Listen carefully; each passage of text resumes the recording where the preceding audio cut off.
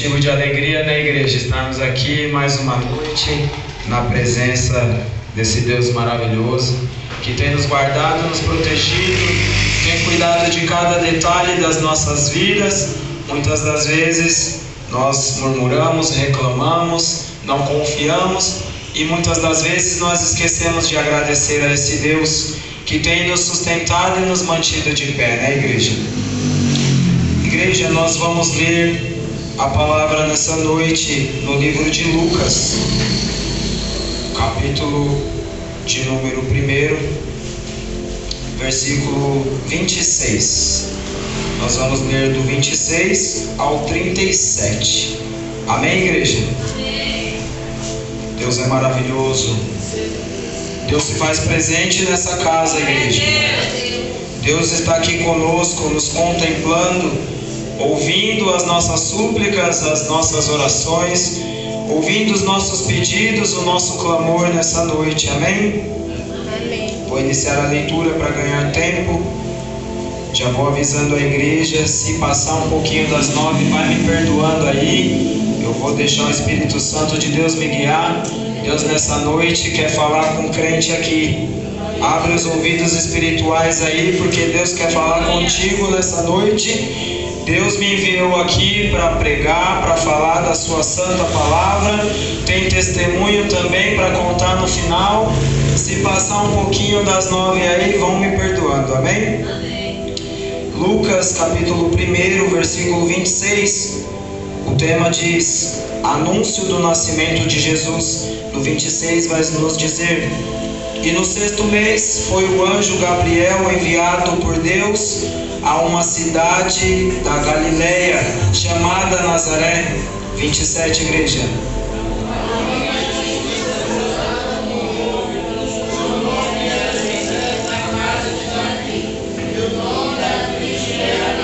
Oh, glória! E entrando o anjo onde ela estava, disse: salve, agraciada, o Senhor é contigo, bendita és tu entre as mulheres.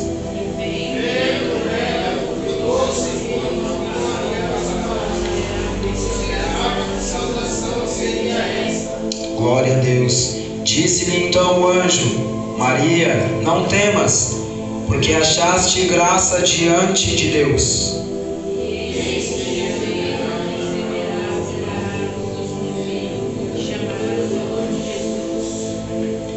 Pode ler de novo, igreja, 31, eu quase não ouvi daqui.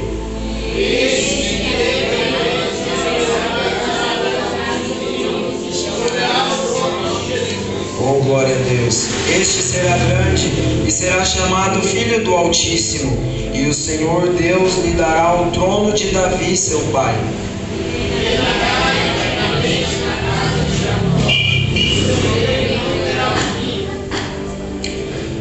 E disse Maria ao anjo: como se fará isto, visto que não conheço o varão?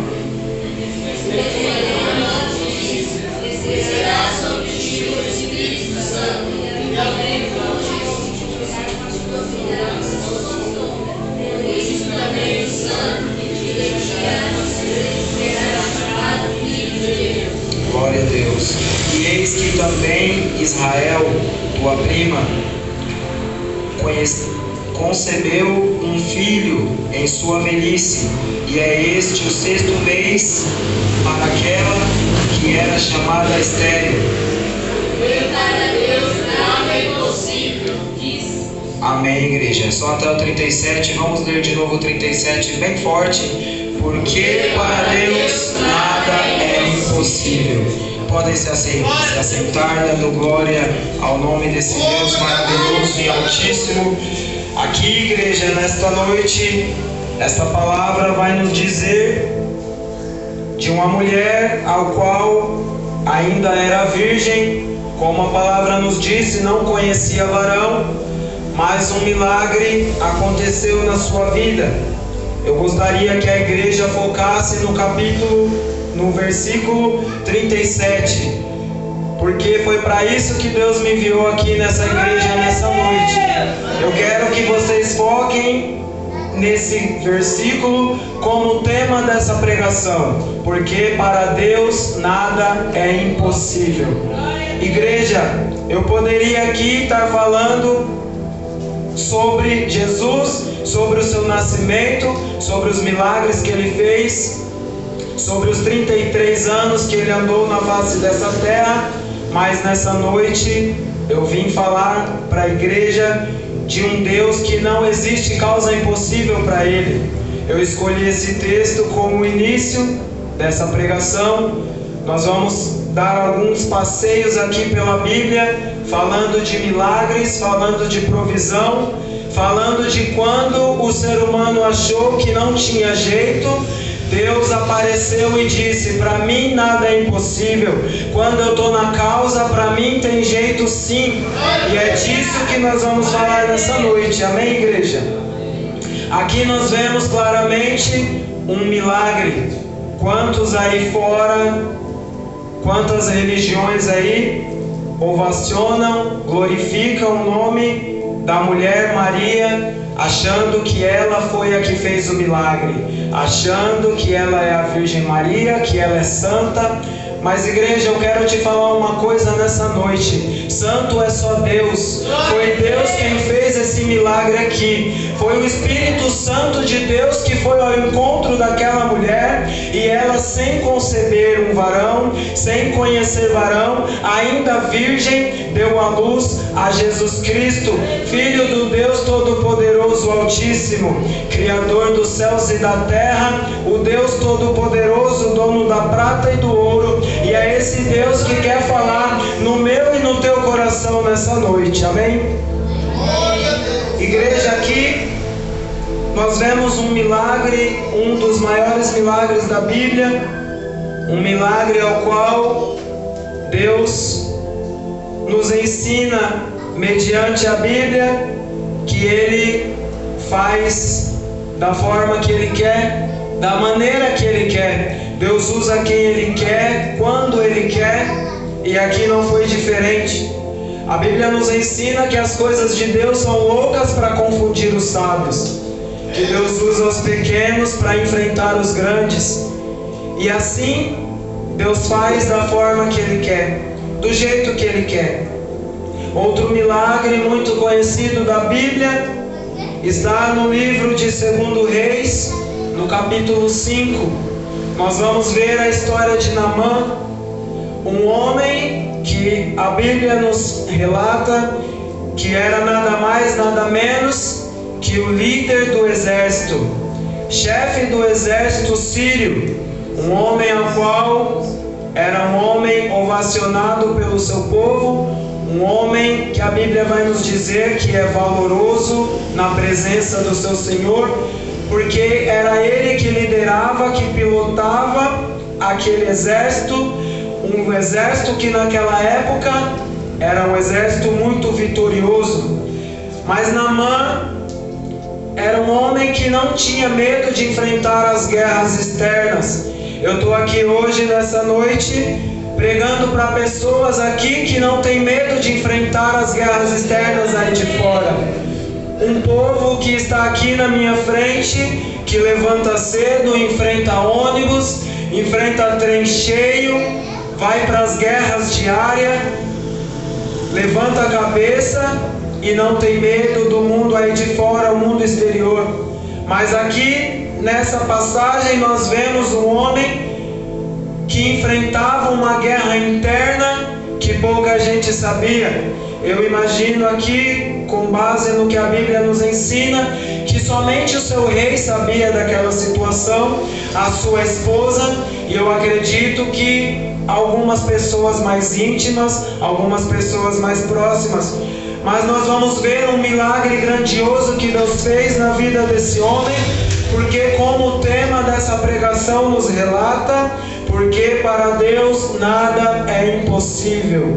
Aleluia, glória a Deus. A Bíblia vai nos dizer, igreja, que Naamã vai para uma guerra, é vitorioso naquela guerra. No retorno para sua casa, ele leva consigo uma menina. Essa menina chega na sua residência para ser nada mais, nada menos que a empregada da esposa de Naamã. Essa mocinha, quando descobre que Naamã tem aquele problema, um homem que era leproso, ela fala para sua senhora: olha, oxalá que o meu senhor se encontrasse com o profeta que está em Samaria, porque ele seria curado da sua lepra. Aqui nós vemos já se iniciando o trabalhar de Deus na vida daquele homem. A sua esposa não perde tempo, procura ele, fala para ele daquela mensagem da menina. Ele procura o seu rei, fala para o seu rei que ele precisa ir até o rei de Israel, ter um encontro com aquele profeta em Samaria, porque ele teve fé, igreja. Ele confiou no Deus daquela menina, que disse para sua esposa que se ele se encontrasse com aquele profeta, ele seria curado da sua lepra. Aleluia. Glória a Deus. E assim ele foi de encontro com o seu rei o autorizou e até aquela cidade vizinha, se encontrar com o rei de Israel, procurar aquele profeta. Assim ele fez. Quando ele chega em Samaria, ele não encontra o profeta. Sabe por que ele não encontra aquele profeta, igreja? Porque naquele tempo era comum que os profetas estivessem ali no palácio junto do rei. Mas o profeta Eliseu não estava no palácio, porque ele não era um profeta qualquer. Ele não era como os outros profetas que ficavam ali de junto do rei, fazendo as vontades do rei. Ele não estava no palácio, porque ele não estava ali para agradar o rei de Israel. Ele estava ali para fazer a vontade e agradar o Deus Todo-Poderoso, o Deus vivo, que testifica na minha e na tua vida. A Bíblia vai nos dizer que quando Naamã chega até o rei de Israel, ele não encontra o profeta. O rei orienta onde ele ia encontrar aquele profeta. A Bíblia vai nos dizer que o profeta Eliseu estava em Dotã, de Samaria até Dotã, exatos 16 quilômetros. Aquele homem, a Bíblia nos relata que vai de encontro ao profeta, chega até a porta do profeta Eliseu, com os seus cavalos, com os seus carros, com os seus servos. A Bíblia vai nos dizer que o profeta Eliseu manda um mensageiro ir até ele, dizer para ele: olha, vai até o Rio Jordão e mergulha 7 vezes para você conquistar a sua vitória. Aleluia. Louvado seja o nome do Senhor. Igreja, a Bíblia vai nos dizer que aquele homem imediatamente se frustrou. Por que ele se frustrou? Porque ele estava buscando o profeta. Ele se decepcionou porque ele achava que aquele profeta ia sair de dentro da sua residência, ficar de frente com ele, levantar a mão para o céu, orar para o Deus vivo e ele seria curado. Mas, igreja, eu quero te falar uma coisa nessa noite: as coisas de Deus na minha e na tua vida não é da forma que nós queremos, é da forma que Deus quer. Deus age da forma que Ele quer, do jeito e da maneira que Ele acha melhor. A Bíblia vai nos dizer que aquele homem procura o profeta, procura o rei, antes de procurar o profeta, com prata, com ouro e com vestidos. Quando ele chega até o profeta Eliseu, ele se decepciona, porque ele não estava procurando a cura no Deus vivo e todo-poderoso. Ele se decepcionou porque ele estava procurando a sua cura no homem, procurando a sua cura no profeta e não no Deus do profeta. Isso muito nos ensina nessa noite. Quantas vezes, igreja, nós procuramos pastores, procuramos presbíteros pedindo oração, pedindo profecias, mas nós esquecemos que nós não devemos estar atrás do profeta, e sim atrás do Deus do profeta. Aleluia. Glorificado e exaltado seja o nome do Senhor. A Bíblia vai nos dizer que ele se decepciona com aquele ouro, com aquela prata, com aqueles vestidos. Mas o profeta Eliseu, cheio da presença de Deus, cheio de sabedoria, vai falar para aquele homem: olha, aqui com Deus o negócio é diferente. Vai até o Rio Jordão, mergulha por 7 vezes e leva de volta a sua prata, o seu ouro, os seus vestidos, porque aqui com Deus o milagre é de graça. Aleluia. Louvado seja o nome do Senhor. Como o tema nos diz, igreja, nessa noite, para Deus nada é impossível. E com Naamã não foi diferente. Ele voltou para o seu país em posse de vitória, curado. A Bíblia nos relata que aquela doença curou e ele voltou curado e com a pele como a de um bebê. Aleluia. Nós podemos falar aqui, igreja, de milagres que Deus fez. Poderíamos falar aqui de milagres de Jesus. As horas não permitem. Por via de regra do nosso ministério, nós temos o costume